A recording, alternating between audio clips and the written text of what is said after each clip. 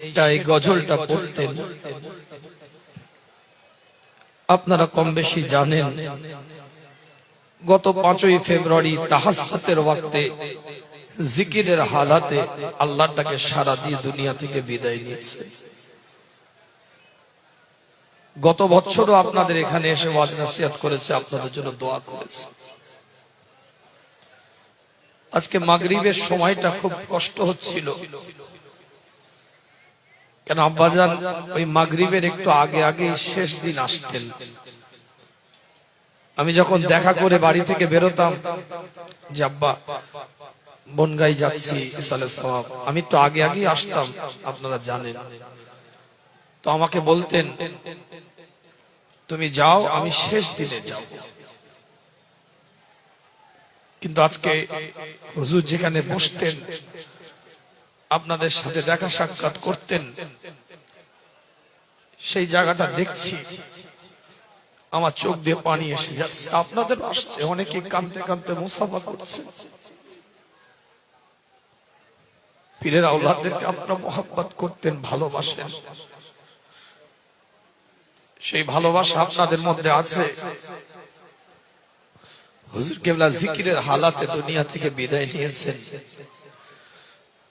হুজুর যখন ইন্তেকাল করলেন, ইন্তেকালের পরে গোটা ঘরটা খাসখুস হয়ে গেছে। হুজুরের কপালটা একটু ঘেমেছে, পিঠটাও ঘেমেছে। এখন এখানে এসেছেন, আমার মামা হয় সম্পর্কে, আমাদের পরিবারের সাথে একটা ওনার সম্পর্ক। কলকাতার বাড়িতে আমাদের থাকে, আমাদের অফিসিয়াল অনেক দায়িত্ব পালন করে। গোলাম মহিউদ্দিন চন্দন মামা বলি আমরা। তো পিঠে হাতটা দিয়ে বলছে, মামা দেখেন হুজুর কেবলার পিঠটা ঘেমে গেছে। মুমিন বান্দাদের একটা লক্ষণ, যখন ইন্তেকাল করে কপালটাও ঘামে, শরীর একটু ঘাম হয়। সেই ঘামটা কোনো দুর্গন্ধযুক্ত নয়, সুগন্ধযুক্ত আল্লাহ ঘাম দিয়ে দেয়। জোরে বলবেন না? আজকেও আপনাদের এই জালসায় আসবে পীরজাদা রাকিবুল আজিজ বাখতিয়ারি। আপনারা মোবাইলে গজল টজল শুনেন, দেখেন অনেক সময়। আজকে আসবে, শেষের দিকে আসবে। আমাদের পীরজাদা সানাউল্লাহ ভাই, নাম শুনেছেন, ইন্টারনেট ইউটিউবে দেখেছেন। 15-20 মিনিট পরে তানারা ঢুকলেন নাসিরুমে, বলছে ভাই গোটা ঘর তো খুশবু হয়ে গেছে। হুজুর কেবলা শরীর থেকে খুশবু এমন বেরিয়েছে, গোটা ঘরটা খুশবু হয়ে গেছে। যখন নাসিরুম থেকে বাড়িতে নিয়ে গেলাম, সকাল 7টা বাজে। 6:30 7টার দিকে হুজুর কেবলাকে গোসলের জন্য প্রস্তুতি নেওয়া চলছে। আব্দুল হালিম আছে এখানে, আমার মেজর চাচা জানের খাদেম ছিলেন, আমাদের বাড়ির ছেলের মতন মানুষ, সব ছেলেরা গোসলের জায়গায় ছিল। বলে দেখেন চাচা জানের হাতটা ঠিক তসবির জায়গায় আছে, সারাক্ষণ এভাবে গাঁট গুনে তসবিহ পড়তেন। ইন্তেকালের পরেও আঙ্গুলটা ঠিক ওই তসবির জায়গায় আল্লাহ রেখে দিয়েছে। গাঁট গুনতেন যেখানে, ওখানটাই রেখে দিয়েছে। যারাই চেহারাটা দেখেছে বলছে ছোট ভাইয়ের চেহারা নয়, যারা আমাদের খুব কাছের মানুষ, দাদাজানকে দেখেছে এমন মানুষ, যারাই চেহারা দেখেছে বল ছোট ভাইয়ের চেহারা নয়, তো কাইয়ুমুজ জামান ঘুমিয়ে আছে। দুটো জিনিস আমার আব্বাজানের কোনোদিন আমি দেখিনি, একটা হচ্ছে লোভ আর একটা হচ্ছে অহংকার। এই দুটো জিনিস আমি কোনোদিন দেখিনি। যারা কাছ থেকে হুজুরকে দেখেছেন তারা জানেন। এখানে অনেকে মাদ্রাসার শিক্ষকেরা, ছাত্ররা, আমাদের যারা খাদেম আছে, হুজুরকে নামাজ পাটি বিছিয়ে দিতেন। হুজুর নামাজ পড়বে, নামাজ পাটি বিছিয়ে দিতেন। নামাজ পাটিতে কোনোদিন নামাজ পড়েনি, চটে বসে নামাজ পড়েছে। সাধারণ মানুষ যেভাবে পড়ছে, আমি আলাদা, আমার আলাদা নামাজ পাটি থাকবে, এই থাকাটা কোনো অসুবিধা নাই, কিন্তু এই জায়গাতেও সতর্ক যে সবাই যেভাবে পড়ছে সেভাবে পড়বো। ইন্তেকালের পরে সবাই আমাকে বললেন যে মুজাদ্দেদে জামানের মাজারের ভিতরে যে গম্বুজের ভিতরে হুজুরের মাজারটা দেওয়া হোক, চাচাজানের মাজার দেওয়া হোক, কবরটা দেওয়া হোক। সবাই পরামর্শ দিলেন। আমি বললাম আব্বা ওসিয়াত করেছিলেন যে ইন্তেকালের পরে আমাকে গেটে ঢুকতে বাম দিকে আমার কবরটা দিবে, কারণ সারা জীবন আমি বেঁচে থেকে আমার দাদার মাজারটা পাহারা দিয়েছি শিরক মুক্ত করার জন্য, বেদাত মুক্ত করার জন্য, মহিলা প্রবেশ না করে ফেলে। সারা জীবন আমি এই পাহারার দায়িত্ব পালন করেছি। ইন্তেকালের পরে, মারা যাবার পরেও আমার কবরের নকশাটা এমন ভাবে হবে যেন আমি মুজাদ্দিদ জামানের দারওয়ান ঘুমিয়ে আছি। জোরে বলবেন। কার মন চাই না দাদার পাশে শুবে? কার মন চাই বাপের পাশে শুবে, মায়ের পাশে শুবে?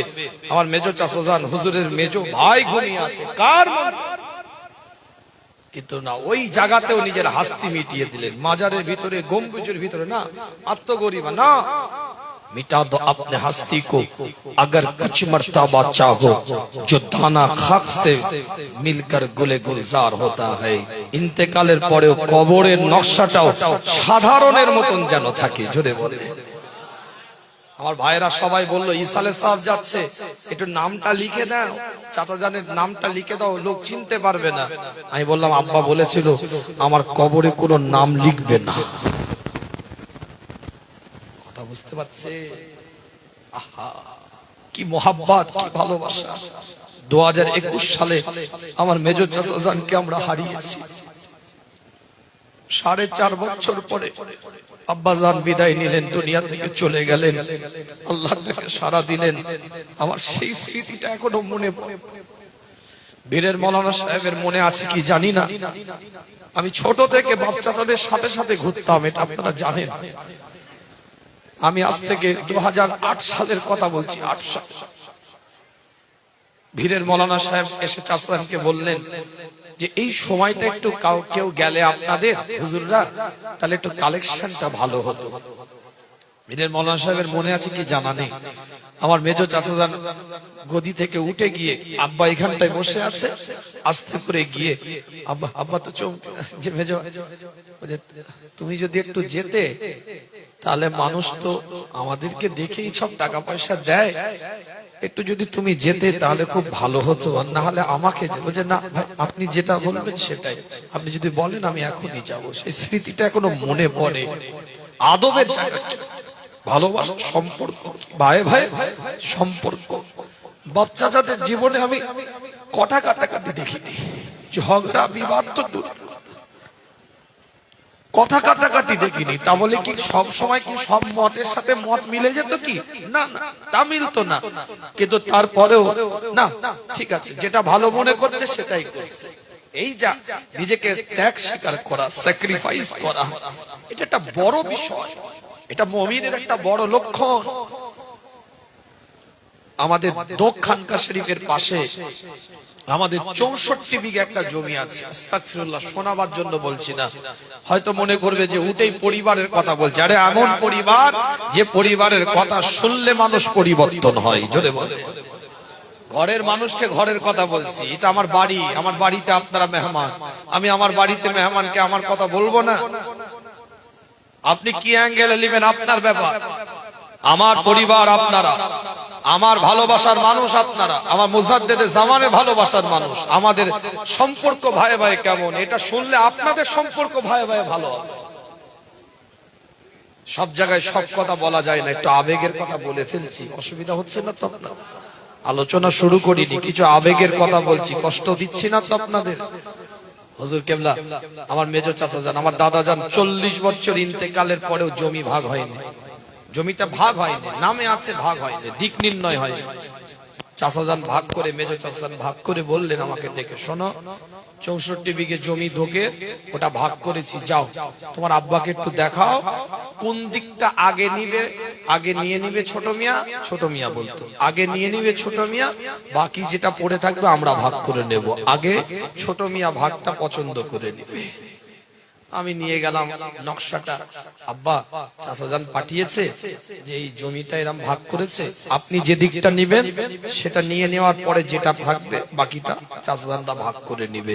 খোদার কসম বলছি, নকশাটার দিকে ফিরেও তাকালেন না, বলে যাও মেজো ভাইকে বলো যেটা ভালো মনে করবে সেটা করবে। নকশাটা দিয়ে ফিরেও যেটা আমার পজিশন ভালো, রাস্তার সাইড অমুক নকশার দিকে ফিরেও তাকালেন না। কি মেজো ভাই, আগে ছোট ভাই নিবে, তারপরে মেজো ভাই ভাবছে অন্য কেউ নিবে।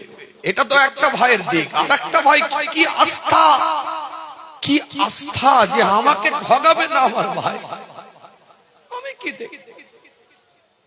এটা হচ্ছে সম্পর্ক।